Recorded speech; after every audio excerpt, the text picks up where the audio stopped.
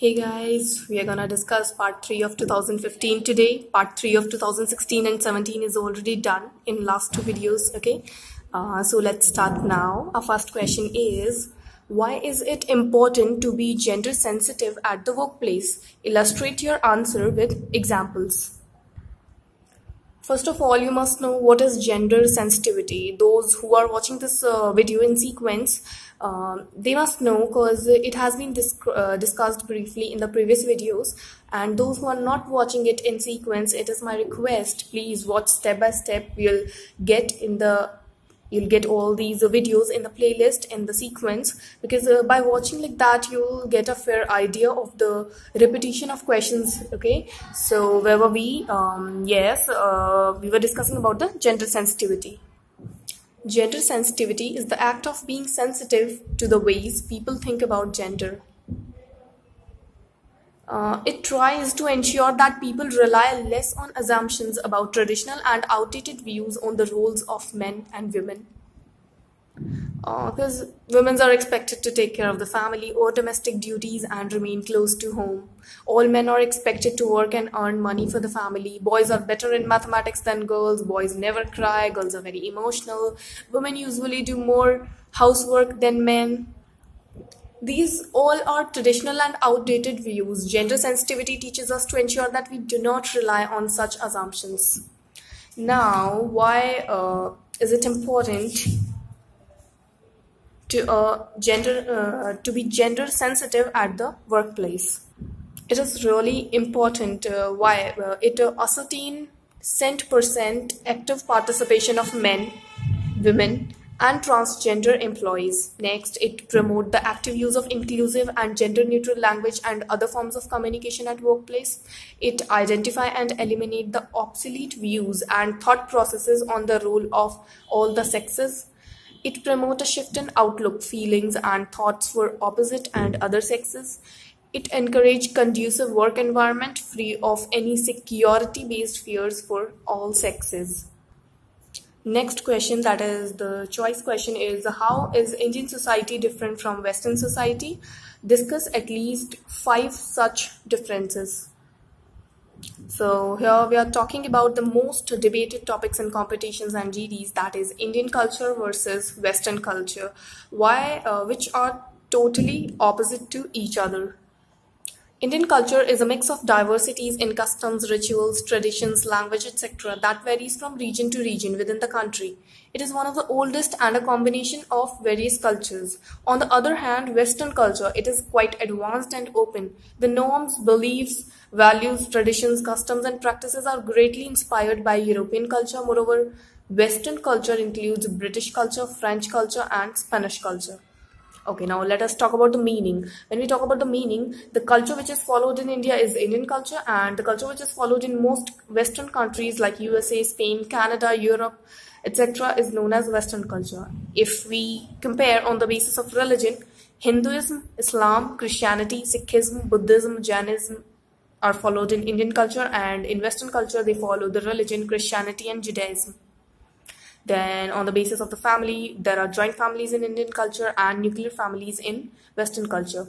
And if we talk about the music, folk, classical, Sufi, Bollywood music is liked in Indian culture, and hip-hop, jazz, blues, rap, heavy metal, rock music is appreciated in Western culture. Now on the basis of equality, women are considered inferior than men. However, the thinking is changing with the effect of westernization. In Western culture, both men and women are considered equal.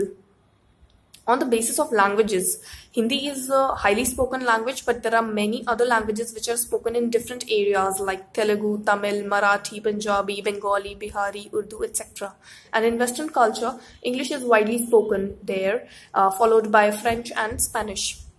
Now, relation with the family. When we talk about the relation with the family, every individual is closely attached to the family. They respect and care about family more than themselves, and it happens only in Indian culture. And in Western culture, individual is not much attached to their family. They leave their parents' home by the age of 18. Now, when we talk about the society, in India, people kill their own needs and desires because they assume in advance what the society will think. But in Western culture, they are open-minded and gives priority to making themselves happy.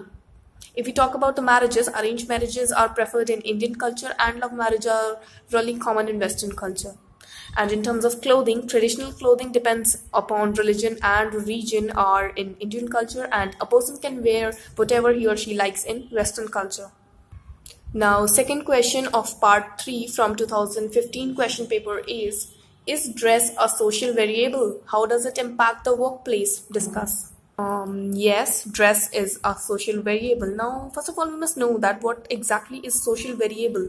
Social variables are those aspects of a person which may well impact on the way in which they answer a question, speak a languages, and what accent they have, where they shop, their politics, etc. Generally, social variables include gender, age, social class, religion, and your occupation, your salary, your income, etc. etc.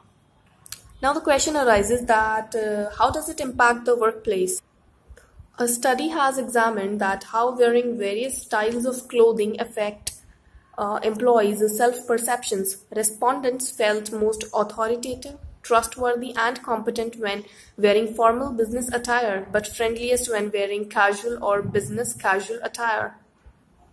As competition among companies becomes even tougher, they need to use all available methods to strengthen their position, win a new audience, and stand out of the crowd. One such method is to create a good corporate image. The positive image of the company increases its competitiveness in the market. It is proven to attract new business and accelerate sales through a successfully implemented corporate image policy. Such a policy requires planning, implementation, and compliance, which works through distinctive channels. Now, your visual appearance is really important, like your formal wear, etc. Clothes describe a person without words. We all know that very well. From the way we dress, conclusions are drawn about our personal characteristics, social status, and attitude to work. Do not judge a book by its cover. Unfortunately, in the corporate world of today, that is exactly what happens, so it is important to convey the right message through our image. Personality, social status, and attitude to work are a few of the dimensions that our image portrays of us. It is the same for a corporate identity. The employee's attitude, dress code, and corporate culture determine how clients see us. For example, seeing a man in an expensive, well-fitted suit, we assimilate him with greater competencies and positive qualities rather than one dressed in faded jeans and a t-shirt. This is one of the laws of psychology of perception. It certainly should be considered, especially in a business where success depends on the ability to properly present oneself. Clothing as a tool for business development is reflected in this concept as a dress code. Now the last question for glass ceiling. The last question for part 3 is glass ceiling. Define glass ceiling. What are the factors responsible for glass ceiling and how can it be removed? So we have already discussed glass ceiling in the previous video. Artificial barriers that prevent women and minorities from being promoted to managerial and executive level positions within an organization. Glass ceiling refers to artificial barriers that prevent women from advancing beyond a certain level in the corporate hierarchy. Now, what are the factors responsible for glass ceiling? Unfortunately, the glass ceiling is embedded within our society through a variety of barriers that can both directly or indirectly affect females' ability to obtain management positions across the country. It is no secret that the glass ceiling is an issue faced by women all over the world, likely for many of the same reasons.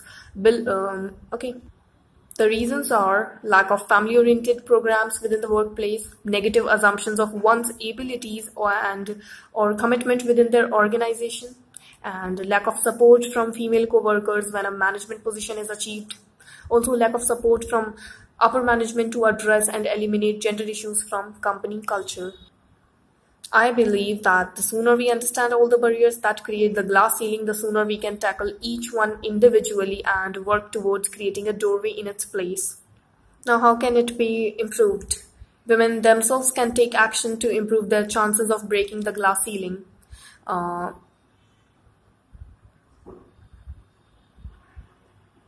And the gender equality debate has to include male voices, because it is too hard for men to talk about gender. We have to let men talk about this because we need men to talk about this if it is ever going to change.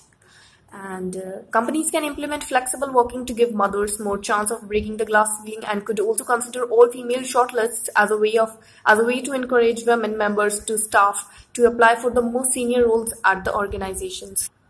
So with this, we have completed part 3 of 2015. In our next video, we'll talk about part 4. Thank you so much guys for watching the video, and please do not forget to hit the like button, and please do share the video with your friends so that they can also get benefit with it. Okay, bye bye.